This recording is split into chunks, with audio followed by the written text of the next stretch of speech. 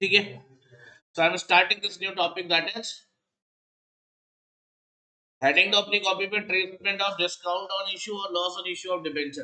आपने last class में entries करी थी, लॉस ऑन इशू क्रिएट हुआ था, डिस्काउंट ऑन इशू आप जानते ही हो. ठीक है, इनको कैसे डील करेंगे, इनका ट्रीटमेंट कैसे करेंगे. हाँ, हेडिंग दीजिए.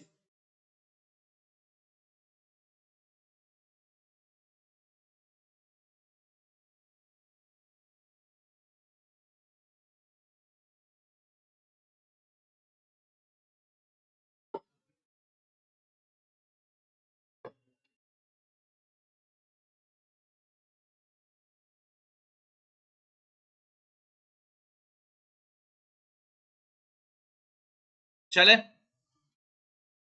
ये आपका treatment of discount on issue और loss on issue of debenture है, उसके बारे में हम बात करने जा रहे हैं.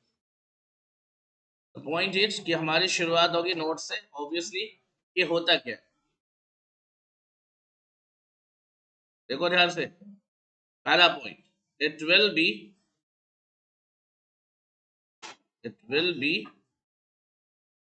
amortized. Amortized मतलब written off, amortized over the period of redemption.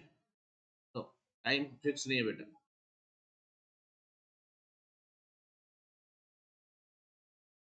So what ever the period of redemption will be, उसके अकॉर्डिंगली इसको क्या करेंगे, राइट ऑफ करते जाएंगे. 10 साल है तो 10 साल में राइट ऑफ होगा, 5 साल है तो 5 साल में राइट ऑफ होगा, अगर 2 साल है तो whatever will be the period of redemption of debenture, accordingly this will be written off, यानी एडजस्ट करेंगे अकॉर्डिंगली. ठीक है ना, पक्का.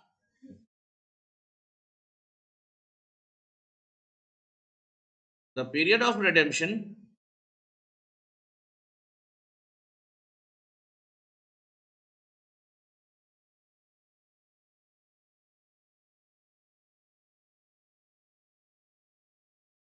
can be decided, the period of redemption can be decided by company in any of the following manner. Any of the following manner.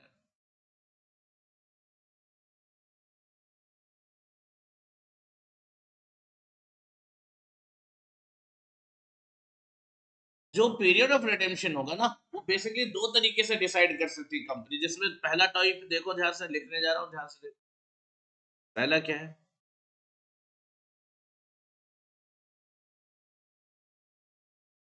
Debenture, debentures redeemable in lump sum over, over नहीं लिखता हूं, after लिखता हूं. After the expiry of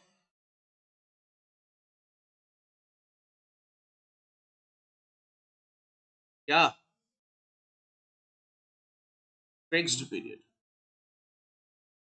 debentures redeemable in lump sum after the expiry of fixed period. मतलब simple से समझो दोस्तों कि डिबेंचर्स को हम क्या कर रहे हैं, डिबेंचर्स को हम क्या कर रहे हैं, रिडीम कर रहे हैं. कब, एक फिक्स टाइम पीरियड के बाद. जैसे बोलता after 10 year, after 20 year, after 15 year, after 8 year. तो ये आफ्टर ईयर का मतलब क्या हुआ, बीच में कोई पेमेंट जाएगा, नहीं जाएगा. सीधा पेमेंट कब होगा, आखिरी में. यानी पूरे साल आपने इक्वल अमाउंट यूज किया है, यस नो, पूरे साल आपने अमाउंट यूज किया, at the end of the life आपने रिडेम कर दिया, एक ही बार में सारा पेमेंट कर दिया. लेकिन आपको ये ध्यान देना होगा बीच में कोई रिडेम्पशन नहीं हो रहा, बीच में कोई रिपेमेंट नहीं हो रहा. क्लियर, ये पहला कंडीशन हो सकता है. दूसरा क्या हो सकता है सर, दूसरा पॉसिबल कंडीशन ये है, डिबेंचर्स redeemable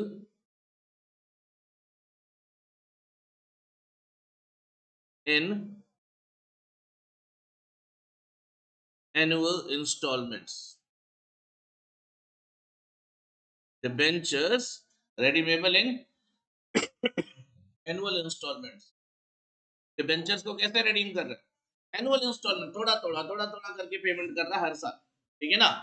अब वो इंस्टॉलमेंट फिक्स भी हो सकता है, वेरिएबल भी हो सकता है, मतलब फ्लक्चुएटिंग इंस्टॉलमेंट भी हो सकता है, फिक्स्ड अमाउंट का इंस्टॉलमेंट। मान लो 5 साल में मुझे 10 लाख रुपए पेमेंट करना है, फिक्स्ड इंस्टॉलमेंट रखना है, तो कितना रखूंगा सर? 2 लाख। वेरिएबल भी कर सकता हूँ, किसी साल 1 लाख, किसी साल 3 लाख, किसी साल 4 लाख, ऐसे भी कर सकता हूँ। तो accordingly that will be decided by the company. जब डिबेंचर इश्यू करता है ना, तभी उस टाइम पे ये सारी बातें डिसाइडेड हो जाती है, ठीक है ना। डिसाइड हो जाती है सारी बातें, और अकॉर्डिंगली कंपनी क्या करती है, प्रोसीजर को फॉलो करती है। तो क्या कंडीशन मिल सकता है सर? तो पहला क्या, debentures redeemable in lump sum after the expiry of, यानी एक फिक्स टाइम पीरियड के बाद में रिडीम हो रहा है, एक फिक्स टाइम पीरियड के बाद में रिडीम हो रहा है। फिक्स टाइम पीरियड क्या होता है सर? एक डिसाइड हो गया ना, 10 साल 5 साल जो भी होगा, ये इसके बाद सीधा एक ही बार में रिडीम हो रहा है। लम सम मतलब होता है एक मुश्त, एक बार इन सिंगल इंस्टॉलमेंट, ठीक है ना। और डिबेंचर जो एनुअल इंस्टॉलमेंट में रिडीम हो रहा है, इसका मतलब क्या निकल के आया बेटा? इसको नहीं, फुटबॉल खेलते थे पहले, देखो तुम्हारा गोल हुआ कि नहीं हुआ, चेक करना पड़ेगा अभी। कुछ तो हुआ, नहीं गोल नहीं हुआ, चलो बढ़िया।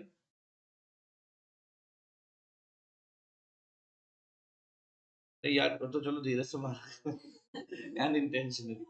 एक्चुअली तुम लोग बैठे थे पहले से, नहीं तो ये बेंच पे मैं बैठने नहीं देता था, ये बेंच में खाली रखता हूँ। क्योंकि इंसान ना, देखो जानबूझकर कोई थोड़ी ना करता, लेकिन इंसान थोड़ा बैठे बैठे अचानक में होता है, फिर पैर थोड़ा हिला दिया, कभी हाथ ऐसे कर लिया ठीक है, ये होता है। इनफैक्ट तुम्हारी जगह मैं होता तो मैं भी कर देता कभी।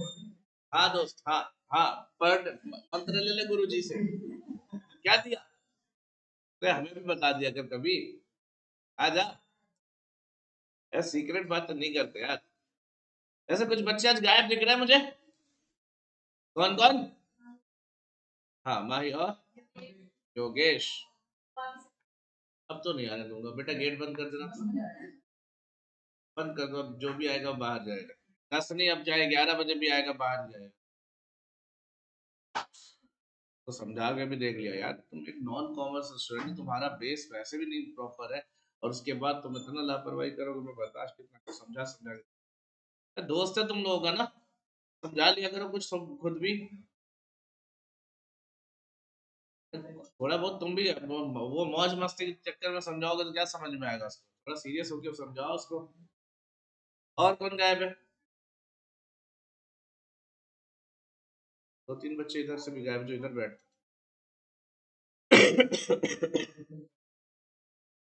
हाँ, दीपिका नहीं है। हाँ, कई है यार, 5 6 बच्चे गायब है। चलो, विकास तो उसको मोदी जी उठा लेंगे, उसको मोदी जी उठा लेंगे, 2024 इलेक्शन के बाद ही छोड़ेंगे। It will be amortized over the period of redemption, and the period of redemption will be decided by the company in any of the following manner. पहला तरीका क्या है पीरियड ऑफ रिडेम्पशन डिसाइड करने का? आखिरी में एक बार में सारा पेमेंट कर देंगे, यानी इन वन इंस्टॉलमेंट एक बार में सारा अमाउंट पे कर देंगे। दूसरा क्या है बच्चे? एनुअली थोड़ा थोड़ा करके पेमेंट करते रहेंगे। अब सर इसको समझा दो यार, मजा आए। देखो इसके लिए मैंने एक क्वेश्चन बनाया तुम्हारे सामने, ये रहा क्वेश्चन,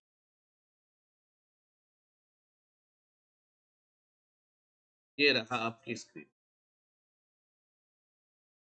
एक्स लिमिटेड इश्यूड, लिखेंगे आप सब लोग,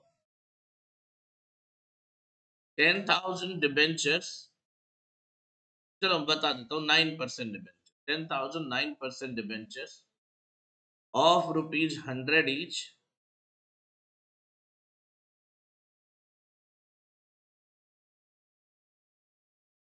at the rate of 94 each. क्या समझ में आया इससे? बहुत अच्छे, यानी कितने रुपए डिस्काउंट पे है? 6 रुपए। बहुत अच्छे, क्लियर हो रहा है इतना? पक्का? आगे, the company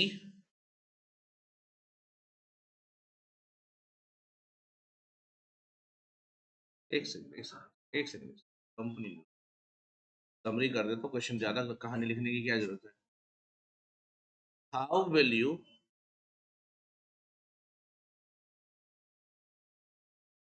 treat the amount of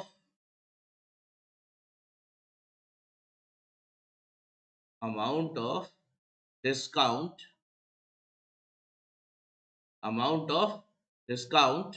if the company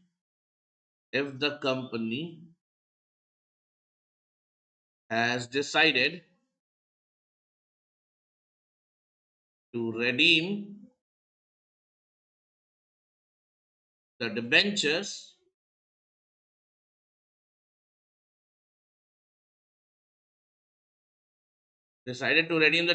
पहला in lump sum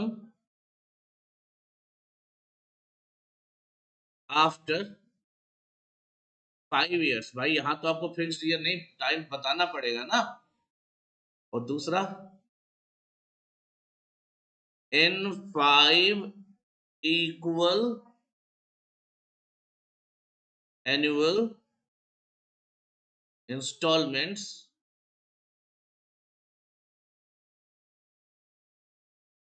commencing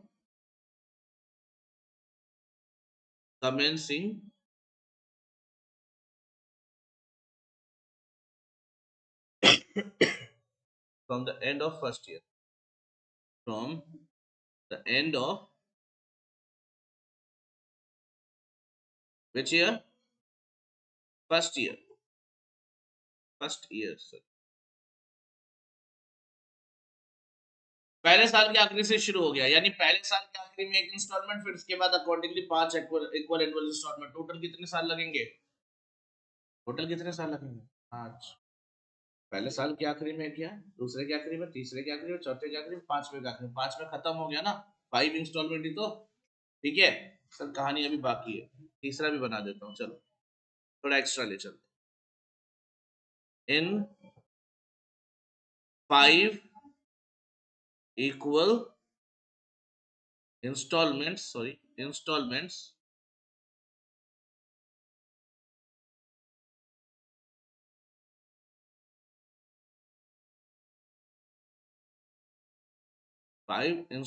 equal installments as follows।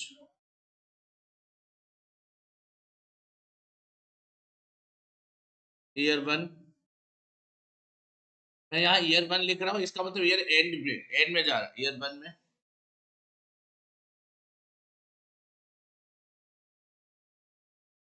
Year 3,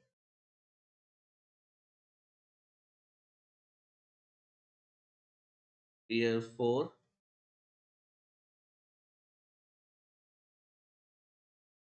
year 6 भी, और भी जाएगा ना। देखो 5 इंस्टॉलमेंट चाहिए था, कितने हुए अभी? ईयर 7। ठीक है ना। फर्स्ट ईयर से शुरू तो हो रहा है, लेकिन ऐसा मतलब फ्लुएंटली ऐसा चल नहीं रहा है एनुअल इंस्टॉलमेंट कि हर साल जा रहा, नहीं, बीच में फ्लक्चुएशन हो। तो ऐसा भी क्वेश्चन बनाया जा सकता है। तो 3 सिनेरियो को मैं आपको समझाने जा रहा हूँ, तीनों में कैसे डील करोगे, डिस्काउंट या लॉस ऑन इश्यू के अमाउंट को कैसे राइट ऑफ करोगे, उसके ऊपर मैं बात करने जा रहा हूँ। ध्यान से देखेंगे आप लोग। सर पहला तो केस नंबर 1 है। पहला क्या है, क्या था उसमें?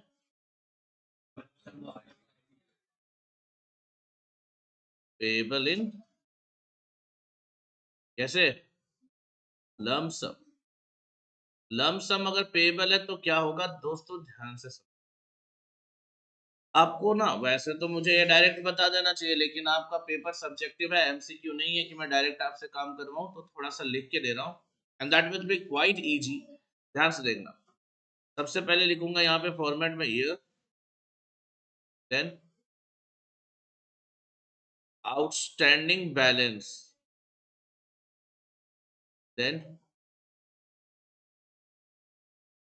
रेशियो निकालूंगा उसका, and then amount of discount या लॉस ऑन इश्यू जो भी होगा। सर पहले वाले केस में अगर हम सीधा 5 साल बाद रिडीम कर रहे हैं, सुनो मेरी बात, अब लिखना बंद कर दो, अब समझने में फोकस करो, क्योंकि इसका तो मैं स्क्रीनशॉट भी दे दूंगा। साफ साफ लिख रहा हूँ। जब नहीं मन, जब तुमसे लिखवाने का मन होता तो कैसा लिखता तुम्हें पता है ना, है ना, फिर मैं सीधा डॉक्टर बन जाता हूँ जब मुझे तुमसे लिखवाना होता है कि बोल रहा हूँ सुन के लिखो, बस ये फॉर्मेलिटी में लिख रहा हूँ। अगर साफ सुथरा लिख रहा हूँ तो थोड़ा सा ध्यान दो, मतलब तुम्हें समझने पे ध्यान देना। Here, then outstanding balance, then ratio, then amount of discount. अगर सीधा 5 साल बाद रिडीम हो रहा तो हम हर साल अमाउंट कितना यूज करें, बराबर यूज करें नहीं करें बताओ। तुमसे मैंने मान लो एक अमाउंट उधार लिया, तुम्हें पेमेंट सीधा 5 साल बाद करूंगा तो वो 5 के 5 साल बराबर अमाउंट मेरे ऊपर ड्यू है ना, बोलो, वो पूरा अमाउंट बराबर है ना ड्यू, तो कितने साल तक जाएगा ये, 5 साल तक जाएगा, इसमें तो कोई टेंशन नहीं है। 1 2 3 4 5 क्वेश्चन आपके साथ, आपको पता होगा क्वेश्चन में क्या लिखा था, at the end of 5 year, 5 साल के एंड में राइट ऑफ करोगे। देख लीजिए ध्यान से कितने डिबेंचर्स थे, कितने वाले, तो फेस वैल्यू टोटल कितनी हो गई, अमाउंट कितना हो गया, 10 लाख हो गया। ये 10 लाख रुपए में क्या मैं बीच में कोई पेमेंट कर रहा हूं, तो पूरे 10 लाख हर साल रहेगा, यहाँ भी 10 लाख, यहाँ कितना बाकी रहा होगा 10 लाख, यहाँ पे कितना बाकी रहा होगा, पक्का है, यहाँ पे कितना बाकी रहा होगा, यहाँ पे कितना बाकी रहा होगा, और जैसे ही 5वां साल आखिरी में आया होगा ये क्या हो गया होगा, पेमेंट जीरो हो गया, है ना। रेशियो क्या बनता है बेटा इसका, इक्वल ना, ना हो, कौन, तुम, तो ही होगा फिर,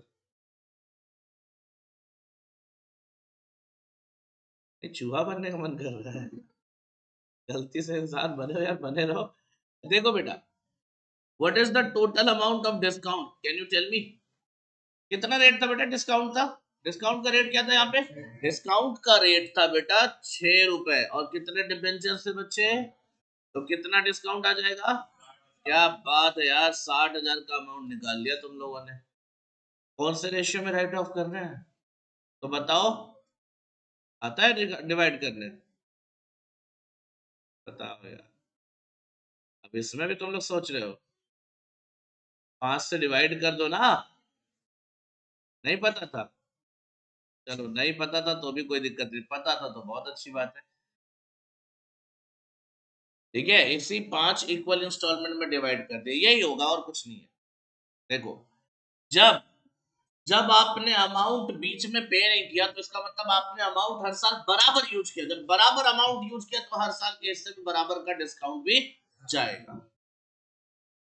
सिंपल समझो, एक बहुत बेसिक लॉजिक है, that is the basic law, ऐसे समझो जो जनरल यूज होते हैं।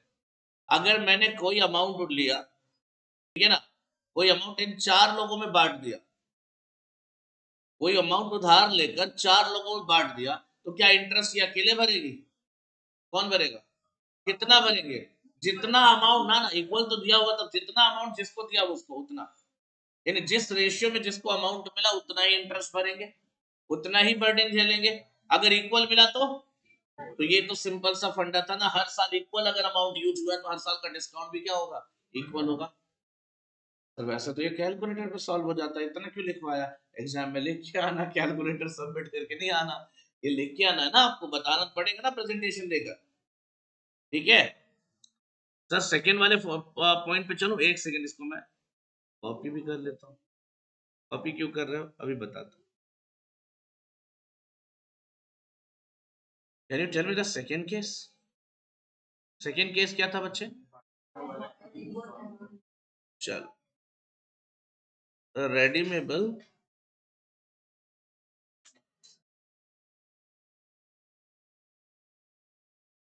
इन 5 इक्वल एनुअल इंस्टॉलमेंट,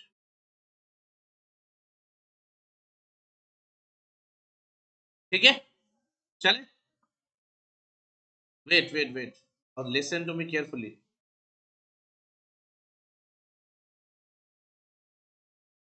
नहीं ये नहीं होगा सॉल्यूशन, वेट, सॉल्यूशन ये नहीं होगा सर, अगर हर साल इक्वल एनुअल इंस्टॉलमेंट में राइट ऑफ हो रहा, रिडीम हो रहा है, तो मुझे बताओगे पहले साल कितना अमाउंट रहा होगा, तो 10 लाख यार, अमाउंट तो पहले साल बैलेंस देख रहा हूँ ना, अमाउंट कितना रहा होगा पहले साल? 10 लाख। दूसरे साल कितना हो गया होगा? 8 लाख। बस इतने दिमाग चलाना था, क्योंकि हर साल कितना पे कर रहा हूँ, तो पहले साल के आखिरी में कितना पे कर दिया, तो अगले साल के लिए कितना मिला, दो, दूसरे साल में 8, और तीसरे में कितना आएगा, क्या बात है, चौथे में फिर कितना आएगा, पक्का, कसम से आएगा नहीं आएगा, और दूसरे साल के आखिरी में क्या हो जाएगा, तो मतलब 5वें साल के आखिरी, हमें उससे फर्क नहीं पड़ता, रेशियो निकल जाएगा। रेशियो क्या आएगा सर? क्या बात, बस इतना ही चलाओ दिमाग। इसका रेशियो बनाना है, तो सबसे छोटा डिजिट कौन सा दिख रहा है, इन सब, इससे सब डिवाइड हो रहा है ना, इसको 1 रख दिया, ये क्या होगा, ये ये ये तो ये टोटल। अब क्या करोगे, अब इस रेशियो में डिवाइड करो 60,000, अमाउंट तो डिस्काउंट का 60,000 ही है ना, रेशियो क्या हो गया, 5, 4, 3, 2, 1, जस्ट डिवाइड, तो पहले 12,000,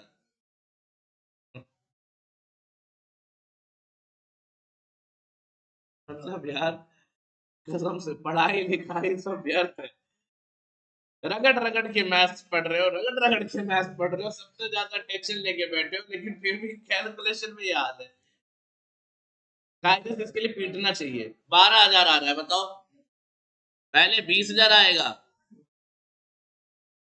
16,000 भी सही आ रहा है, अब इसके बाद यहाँ आएगा 12,000, 8,000।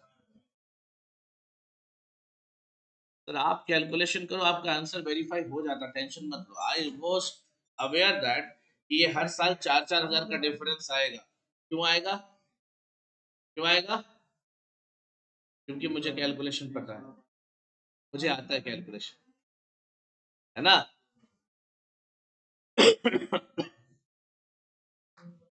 ठीक है सर, याद है, ओके, सिंपल था आई गेस, सही है ना।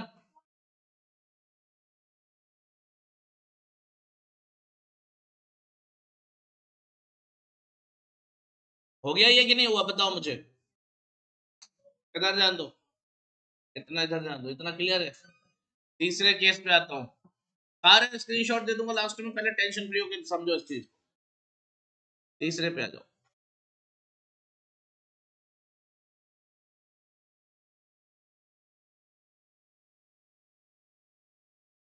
रिपेएबल इन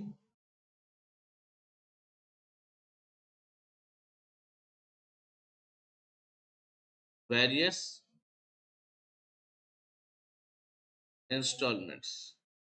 अब देखो नाम तो नहीं मिल रहा हेडिंग का, तो मैं अपने हिसाब से ऐसे लिख दे रहा हूँ, इंस्टॉलमेंट तो है लेकिन एनुअल नहीं है, मतलब फिक्स नहीं है, ऐसा कुछ नहीं है, ठीक है ना, मतलब अमाउंट भी चेंज हो सकता है, कुछ भी हो सकता है। तो नेक्स्ट क्लास, मौसी घर नहीं है तुम्हारे, ये जब मुँह चाहे उठा के आ गए, जब चल दिया। तुम्हें कैसे पता था ये 10 बजे आएगा, किसने बोला, कैसे पता था, रोज का 10 बजे है ना, बाकी क्लास से नहीं भगाया जा रहा है, चलाया नहीं, बस बढ़िया, कोई नहीं, अरे कोई टेंशन नहीं बेटा, मैं चाहता हूँ ना, बस जो पढ़ना चाहिए वो पढ़े, नहीं पढ़ना चाहिए क्या टेंशन लेना, खाली पढ़ाई लिखाई थोड़ी जिंदगी में सक्सेस का कारण है।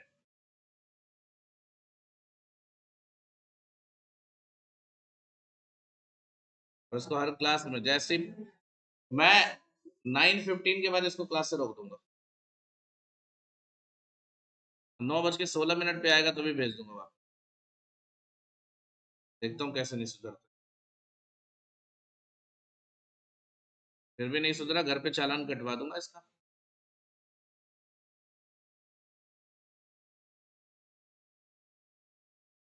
आइए सर, एक बात बता दो मुझे, क्वेश्चन सामने लिख रखा था, क्वेश्चन तो लिख लिया होगा ना, क्वेश्चन तो आपने ये लिख लिया होगा, अगर नहीं लिखा तो एक काम कर लो, इसका फोटो तो ले लो पहले, ये आपका क्वेश्चन है, इसकी फोटो तो ले लो, अगर नहीं लिखा और लिख भी लिया तो एक बार ग्रुप में इसको भेज दो बेटा, इस क्वेश्चन को ग्रुप में भेज दो for the purpose of backup, बाद में वो कहेगा मैंने लिखा नहीं है, पिछली क्लास में डाउट, मैंने कहा लिखा है, तेरा नहीं लिखा था। फोटो से पढ़ाई हो रही है बेटा। फोटो स्लाइड करते करते फिर उसमें कटरीना कैफ दिखती होगी, फिर करीना कपूर दिखती, कहाँ यहाँ दिखाई देगा ये? उनकी फोटो के आगे यहाँ कहाँ दिखाई देगा? हाँ, सन्नी देओल की फोटो देखता है, उसको उसका सिफारिश ना बोलना बेटा। सुशांत,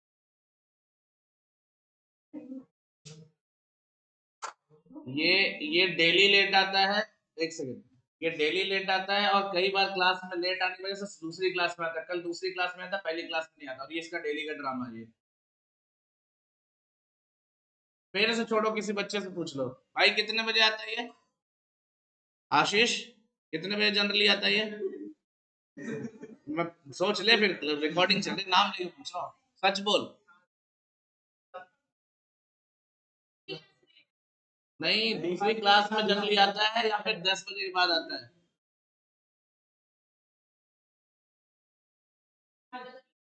नहीं,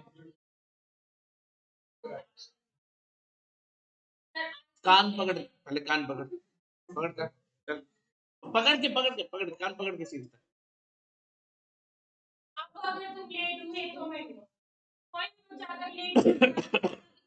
अरे थोड़ा बहुत लेट हम सारे टीचर से अलाउ करते, इतना रिजिड कोई टीचर है तुम्हारे लिए? कोई 9:30 तक आता, मतलब 9:35 सर आज लेट हो गया, एक्सेप्शन। डेली लेट आओगे तो रिजिड होना पड़ेगा यार। कोई टीचर रिजिड नहीं है तुम्हारे लिए, इतना तो सारे सपोर्ट करते हैं। डेली थोड़े लेट आना यार, डेली लेट आओगे तो फिर कोई भी गुस्सा करेगा। घर पे चालान भी कटवा दूंगा बेटा, ध्यान दे। अब की किसकी गलती है, पापा की तेरी? मेरे पास नए नए बहाने, ऐसी बड़ा सही है। एक काम कर बेटा, एक काम कर, 2 पेज पे ना बढ़िया से सारे बहाने लिख के मुझे दे दे, लिख के मुझे दे देना। क्या होगा, अगले दिन से मैं भी लेट आऊंगा, इनको भी बोलूंगा। सही रहेगा ना? आऊंगा सीधा 10 बजे, 9 बजे, अरे 10 बजे अच्छा पता नहीं चला था, वो योगेश का बहाना याद आ जाएगा। सही रहेगा ना मेरे लिए भी? तुम सारे भी ले लेना, अरे आराम से 10 बजे सारे आएंगे, हम भी सब, क्लास 10 बजे शुरू होगी। कोई पूछेगा, एडमिन पूछेगा कितने में लेट क्यों हुआ, तो बोल देना आज वो गाड़ी रुक गई थी, तो आज वो किसानों ने आंदोलन के चक्कर में मुझे पकड़ लिया था, है ना, इंटरव्यू लेने के लिए। हाँ ये भी सही है। फिर वो क्या हुआ था कि बाइक का पहिया उल्टा घूमने लगा था। हाँ, चलो आओ यार, बहानों की तो दुकान है ये। पहले इसके पापा लेट कर आते थे, इनकी पोस्टिंग यहाँ से शिफ्ट हो गई क्या? अब उन्होंने कहा था मैं नहीं जानता, तू अपना देख ले। अच्छा किया। पहले पापा लेट कर आते थे, एक दिन पापा फोन करके कहते सर इस भगा दिया, क्लास में फोन करते, सर मेरी वजह से लेट हुआ है, आगे से नहीं होगा। मैंने कहा चलो, जब कंपनी जिम्मेदारी ले रही है, जब कंपनी जिम्मेदारी ले रही है तो फिर हम क्या करें भाई, हम तो भरोसा कर ही सकते हैं। अगर कोई कंपनी ऐसे बोले, कोई प्रोडक्ट खरीद के ला रहे, कोई कंपनी ऐसे बोले लाइफ टाइम वारंटी, जैसे जाओ यूज करो, कोई दिक्कत नहीं, जब लाओगे रिप्लेस कर दूंगा, तो हम क्या करेंगे, भरोसा खरीद लेंगे ना। खरीद लेंगे, नहीं खरीद लेंगे, बस वैसे ही समझ। आइए, पहले साल कितना इंस्टॉलमेंट था सर? सर इंस्टॉलमेंट पहले साल में गया था। हाँ सर 2 लाख गया था। अरे इंस्टॉलमेंट पूछ रहा हूँ, तू भी खतरनाक हो गई है। पहले साल इंस्टॉलमेंट कितना था? तो भाई दूसरे साल के लिए बैलेंस कितना आएगा? किसी बच्चे को कोई दिक्कत हो तो बताओ। 10 लाख में से पहले साल के आखिरी में 2 लाख पेमेंट हो गया, अगले साल के लिए कितना बचा? पक्का है? सर दूसरे साल कोई इंस्टॉलमेंट था? तीसरे में था। तीसरे में था, तो दूसरे साल में अगर कोई इंस्टॉलमेंट नहीं था तो तीसरे में कितना कैरी होगा? होगा ना? अच्छा, अगर तीसरे में 8 कैरी होगा, तीसरे के एंड में इंस्टॉलमेंट क्या होगा? देखो क्वेश्चन, 2 लाख दिया, अब चौथे के लिए कितना बचेगा?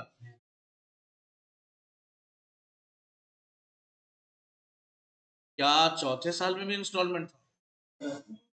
क्वेश्चन देखो बेटा, तो चौथे साल के एंड में था ना, 5वें, यार तुम लोग क्वेश्चन ये देखना, 4th ईयर में है तो। अभी मैं लिख क्या रहा हूँ देवी जी, 4th के बाद 5th में जाएगा तो 4th में पेमेंट होके आएगा ना। 4th में अगर पेमेंट होके आएगा तो 5th में कितना मिलेगा? अरे पेमेंट होगा 2 लाख का ना, कितना आएगा? क्या 5th ईयर में इंस्टॉलमेंट था? 5th में नहीं था तो 6th में कितना कैरी होगा? जहां पेमेंट नहीं हो रहा अगले साल सेम कैरी हो जाएगा। फिर 6th में इंस्टॉलमेंट था, हाँ तो 6th में था तो 7th में कितना कैरी होगा?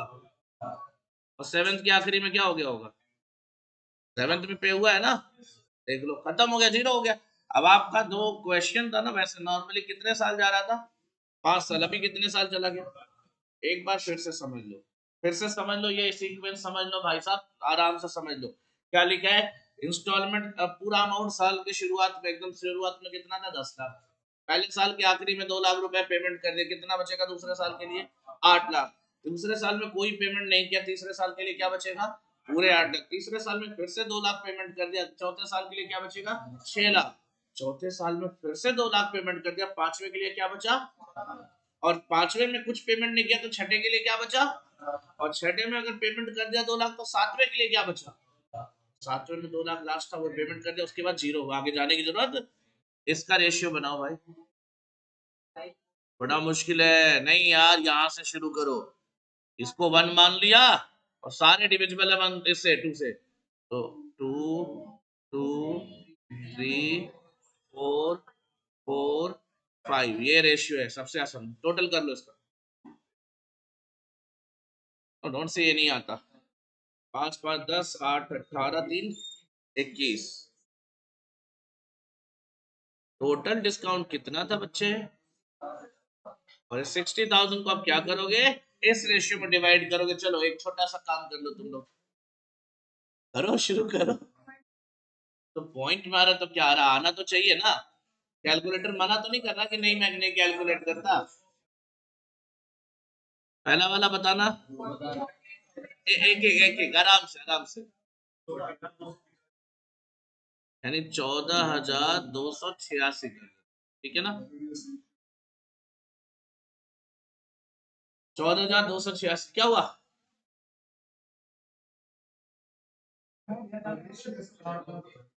रेशियो ऐसे बनेगा।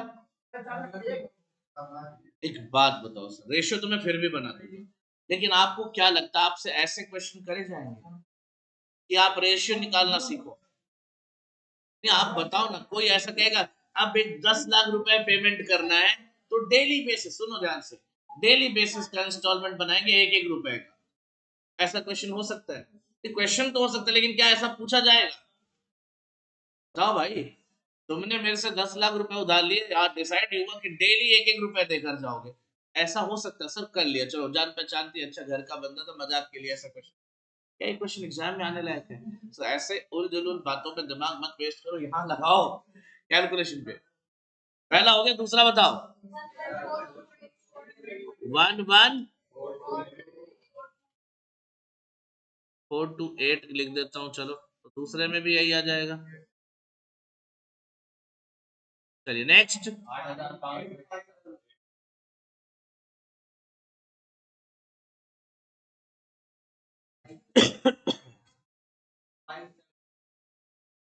571 दो बार आएगा नहीं तो मैंने थोड़ा ऊपर नीचे लिख दिया, वो देख लेना आप लोग। ये थोड़ा सा अलाइनमेंट गड़बड़ हो गया था।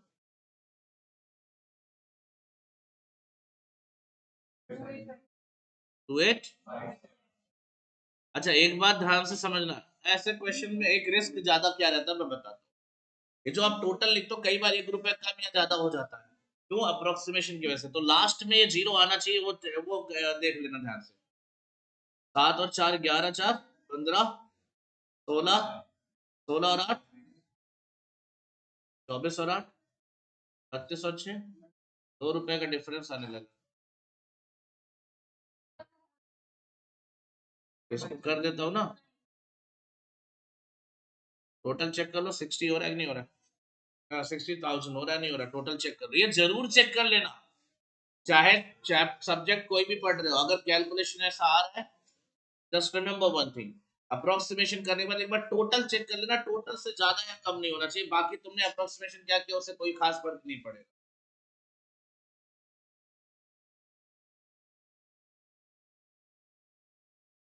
बराबर 60,000, गुड। तो ये चीज है।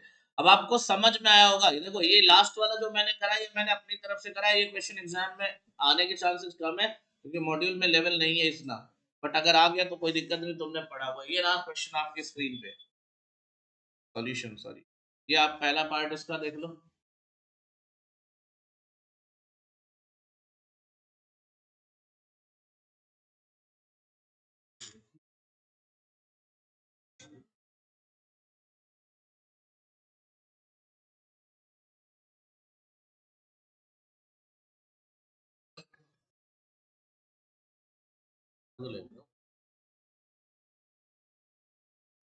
वो बेचारा पोस्ट लेके खट्टा, तो मना तो नहीं करूंगा ना।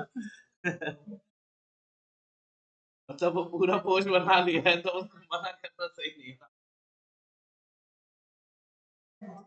ठीक है, ग्रुप पे तो भेज ही रहा है, वो कह रहा है। ये भी सुशांत भेज देगा, चलो सुशांत ग्रुप पे भेज देगा।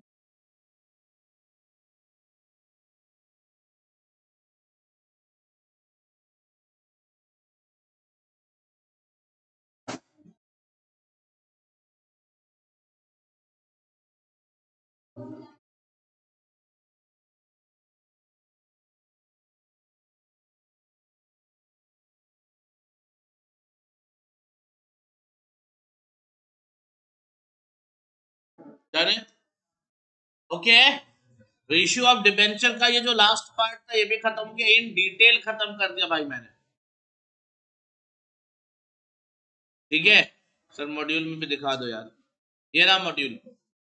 पहला क्वेश्चन, 1 लाख डिबेंचर है, 100 रुपए वाले, 94 में इश्यू, 6 रुपए, यानी 6 लाख का डिस्काउंट हो गया। 5 साल के एंड में रेडीमेबल है। देखो ध्यान से, पहले वाले में सॉल्व हो जाएगा, बोलो। हर साल इक्वल अमाउंट जाएगा, 6 लाख का, ये दिख रहा है तुम्हारे को, सेम हो गया। अरे हमारे में 60,000 था, इसमें 6 लाख है, क्या फर्क पड़ता है, बात तो वही है ना। नेक्स्ट वाले में 5 इक्वल एनुअल इंस्टॉलमेंट, देखो एनुअली, और फर्स्ट जो है वो पहले साल में ड्यू होता है। देखो 2022 में पहला इंस्टॉलमेंट ड्यू हो जा रहा है, ठीक है ना भाई। क्या होगा, ratio 5 4 3 2 1, and that will be the amount. कोई दिक्कत, खत्म हो गया टॉपिक। सर एक चीज एक्स्ट्रा, हाँ बताने जरा, सुन तो। आमतौर पर आपसे अकाउंट बनाने को नहीं बोलेगा, ठीक है भाई, अकाउंट बनाने को नहीं बोलेगा, सिंपल यही हो जाएगा जैसा कि मॉड्यूल में आपको दिख रहा है। लेकिन अगर मान लो कहता है prepare discount on issue account या लॉस ऑन इश्यू अकाउंट, तब क्या करो, मुश्किल है। ऐसे कैसे मुश्किल है यार, एक बात बताओ, अगर मैं पहले केस पे जा रहा हूँ, डिस्काउंट कितना आ रहा है, डिबेंचर से 9% डिबेंचर थे, कितना आ रहा था हमारा टोटल, 60,000। पहले साल के आखिरी में पीएनएल में कितना चला गया, पहले क्वेश्चन के हिसाब से 12,000 गया था, बैलेंस कितना बच गया। यार इतना तो पता होना है ना।